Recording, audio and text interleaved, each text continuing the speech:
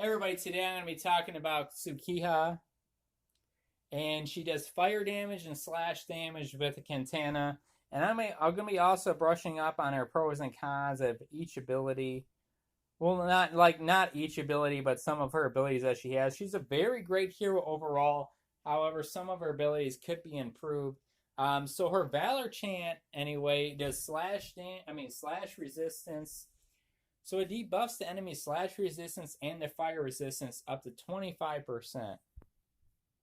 And then for her warning frisk, it debuffs the enemy's fire resistance up to 30% if you have 3 sacks on the target. And the also great thing about this ability is that it lasts for 2 turns. Now, why is this important as opposed to Shannon's ability where it lasts for 1 turn?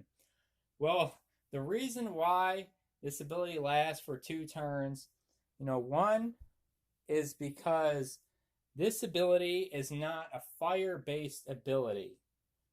So since this ability is not a fire-based ability, you reduce the enemy's fire resistance by 30%, right?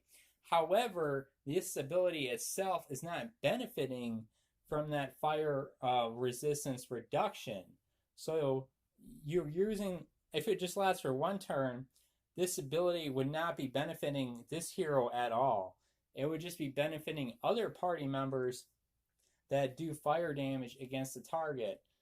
However, since this ability lasts for 2 turns, it gives her the opportunity to use a fire attack to benefit from that fire damage reduction. So you can switch between Warning Frisk and Flame Dance. So Flame Dance is a very great ability because it does fire damage on all enemies. So once you have 3 sacks on a target, you can switch to Flame Dancer 1 turn. So you switch to Flame Dancer 1 turn, and then that way you use that fire resistance reduction on the target that you just put on the target. So that way she does benefit from the stacking effect. So you switch back to Flame Dance. You switch back to Warning Frisk. So you just maintain those stacks on the target, and then this time around, for example, let's say you want to switch to Hallowing Surge. So you use Hallowing Surge 1 time. It reduces the enemy's physical resistance of all enemies by 25% for 3 turns.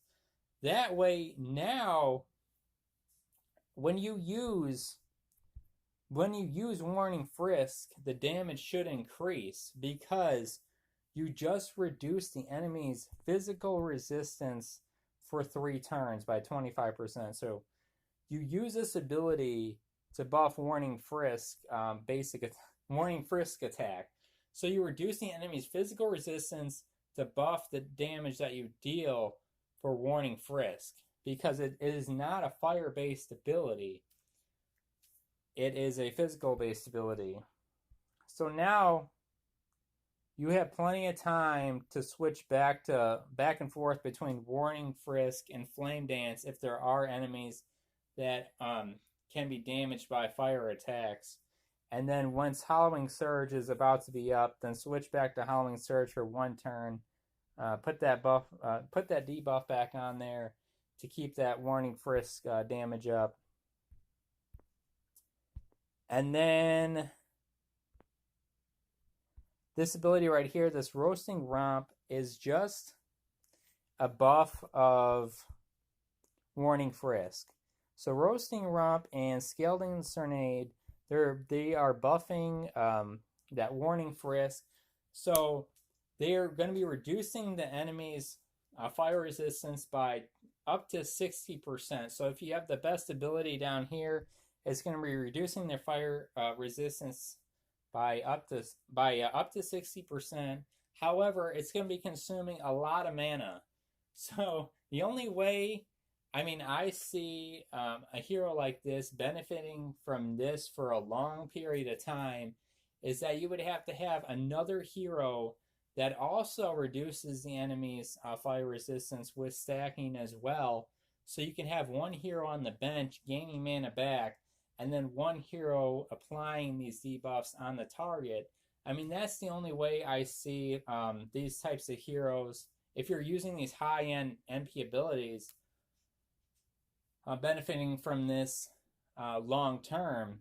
However, for the short term, I mean, they're good. Like, they're very good short term for short term fights. But for long term fights, I mean, me myself, I would be using Warning Frisk. I would be using that because it's going to last a lot longer in battle. You could use it for multiple battles. But yeah, I mean, it's up to you. That's my play style.